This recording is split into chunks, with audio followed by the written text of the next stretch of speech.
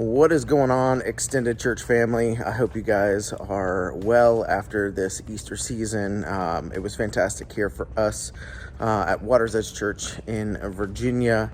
So I had posted a picture of our set, and I actually got a lot more response than I thought we were going to get for that. So I wanted to kind of answer some questions, walk through some of the elements, how the set was put together, why, what's lighting it, all of those things. So I'm going to walk you through that, show you what we've got going on here, and I hope you enjoy.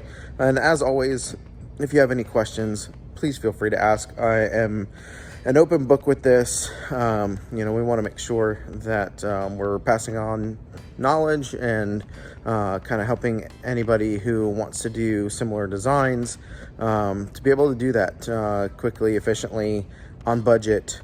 All of those things, because we've got to meet those measurements too. So let me walk you through what we've got. All right, so we are at our broadcast location. This is in Yorktown, Virginia. This backdrop here is 50 foot wide by about 25 foot tall, and each one of these squares is a 4 foot square. At our Newport News location, which was the picture I shared, these are actually 2 foot squares because their ceiling height was only about 10 to 12 feet. So doing large squares like this was not going to make very much sense and have a dynamic background, so I cut it down in half. The great thing is that the pieces in the center here, all those joining pieces are identical no matter the size of the tile. You could have, this could be one giant tile if you wanted it to be. The joining pieces will work regardless. We are currently lighting this with 4 big elation wash lights. That's these yellow ones here.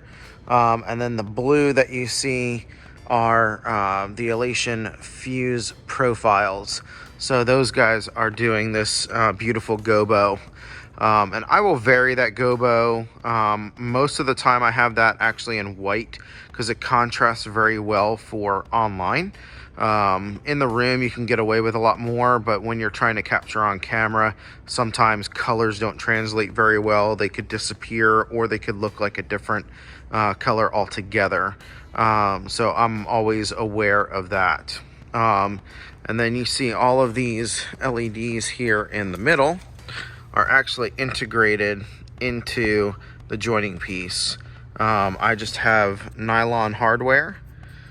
These are just 1/4 bolts with wing nuts on the back side, and you can see the ribs in this. This is just I think it's 4mm coroplast. I can share some details on that. And so these guys are all hand cut. We just measure it and cut it with a razor blade. Super simple.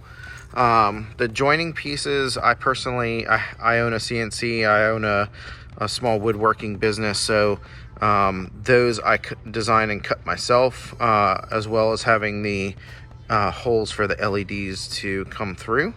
And then to get these holes drilled into the coroplast, I designed a jig and 3D printed it to be able to get those in the right location, so we have a perfect 1-inch gap all the way. So these are individual tiles. Yep, my hand can go through there. This is not tape or anything like that. So let me show you the jigs as well as the backside. All right, so these are the 2 jigs that I made. The first one is obviously for a 90-degree corner. So we have our drill guide, which is nice and thick. And then you see I kind of have a little cutout on this side to fit over the tiles. So all they would do is fit over the tile like that. You drill your hole and then you have your exact location.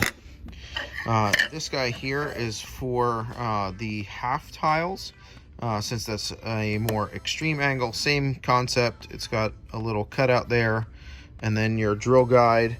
And what that's doing is for these tiles that are cut in half, that fits right in there to get that spot. So these were just designed in a free software online, Tinkercad. And then I just 3D printed those. Here is the back side. So this is what the joining piece actually looks like. There's no real rhyme or reason for the shape of this. I could have literally just done a square, but I just wanted to make it pretty and have some aesthetic to it. So that's why it looks like that. Again, this is all nylon hardware, really just to have the white look. These were all purchased from McMaster Carr. So I could get these in bulk super cheap, and that's the only thing. And it's just a very light pressure that I've got to hold this all together. I used various wiring connectors for these LEDs, which are these are exterior LEDs, which I'll link to those on Amazon. They're used for lighting up or backlighting signage, outdoor signage. So they've worked really great. I've used two different types of connectors. These are the Wago connectors, the 221s. They're great. It just required 2 connectors per side, which was not always convenient. Let me see if I can find a different set here. Okay. These connectors I really liked. They're still they're a Wago style, but they do a pass-through for two conductor. So I was able to just use 1 connector on each end instead of 2 on each end. So I really like these. They work super well. All you do is you lift this little arm up, stick your wire in, and click it down, and it locks your wires in. It made wiring this up super fast. I really like those. So I'll link those. I got those off of Amazon as well.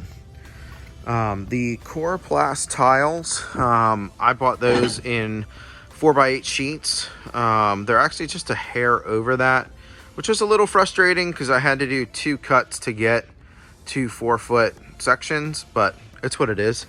I got those from Harbor Sales. They are fantastic because they pretty much deliver next day.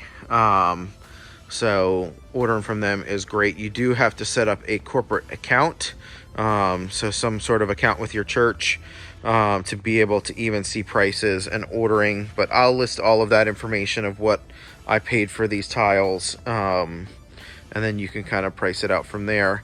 If anybody is interested, either with holes for LEDs or just this piece in general, on getting a set, this is just a 1/4-inch PVC sheet that I cut these out.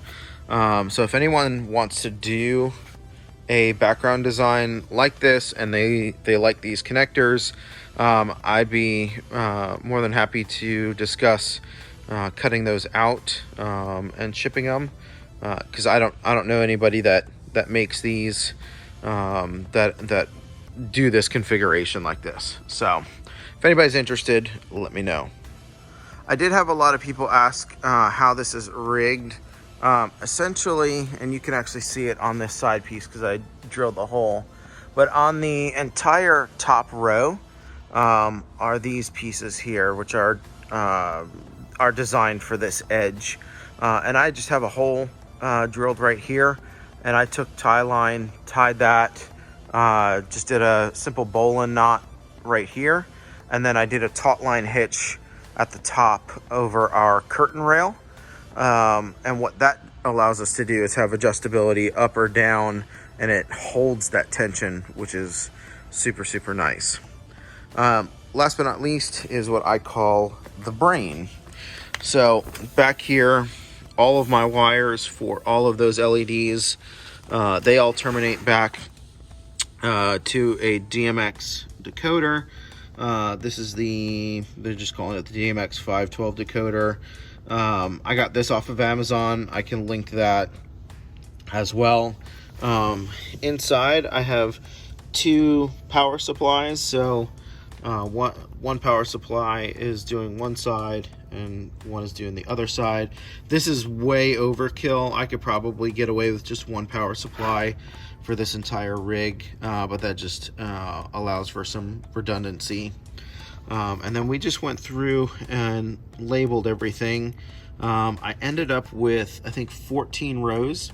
So each of the 7 channels that I'm using have two rows of lights on it.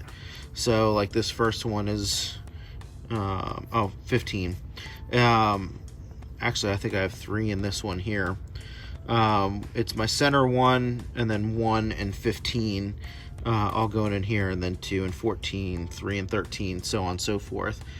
So that when I go into my control software, I get a lot of variety and movement with the lights, which looks really, really cool. So this is just custom built. Just built a box. That's actually just a piece of white PVC plastic just to keep it off the power supplies and accessible. Nothing fancy, all like super just rigged together, and sits under our drum riser. So all in all, I mean, this is a super fun backdrop. It's really dynamic. You can do a lot with color. Having those white LEDs in there, while they're not crazy bright, they're not going to blind anybody. They do add a lot of extra movement to the set design that I really like. You can also get some nice backlight. If I were to turn the gobos and the wash off and just have those in the background, it looks really cool, just for some intimate, more down moments. And then, for your higher energy songs, you can obviously move those a lot faster. So let me show you real quick just some variety that's going on with these, and yeah, we'll wrap it up. All right, here is our background in action. We can see that we've got some rotation going on the gobos. There's a little bit of dimmer sign going on with the white LEDs. Just adds a really nice subtle movement and look to what we've got going on. If I were to just isolate our gobos, that's kind of what that looks like.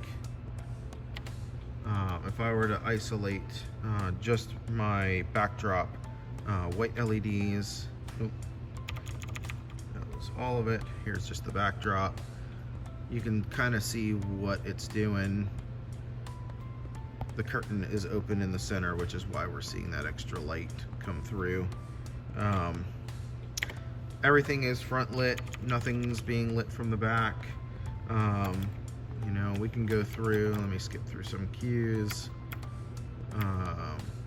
You can see we can get some really nice chases going on. This is obviously longer than I would ever strobe like this.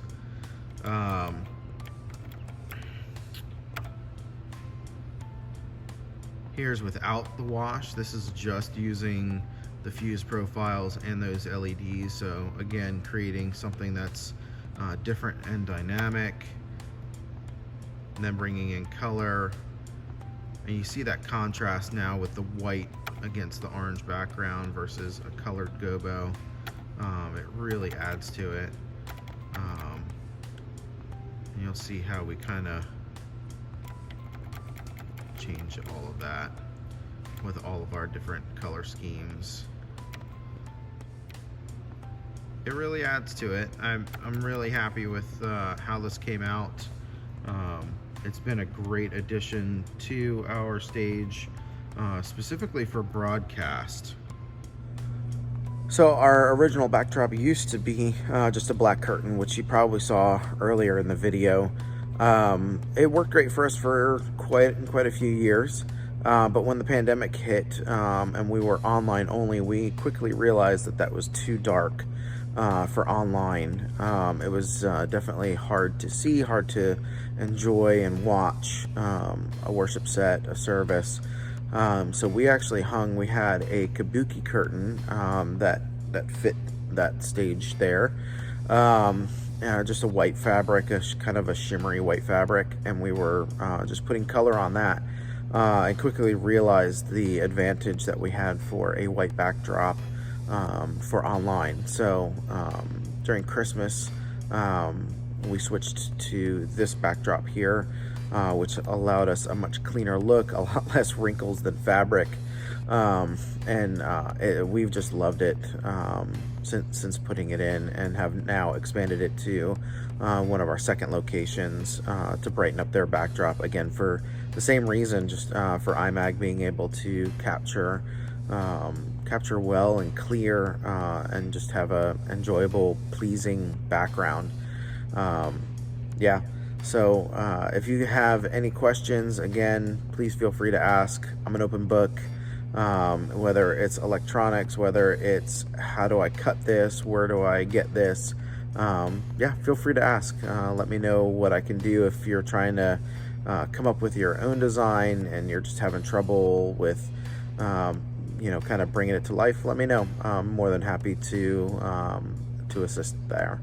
So on behalf of us here at Water's Edge Church, thank you for watching this video. I hope you all had a wonderful, wonderful Easter, as we did, just seeing the amount of people return to church, and just seeing the tremendous amount of life change was just, it makes all of this stupid tech stuff worth it.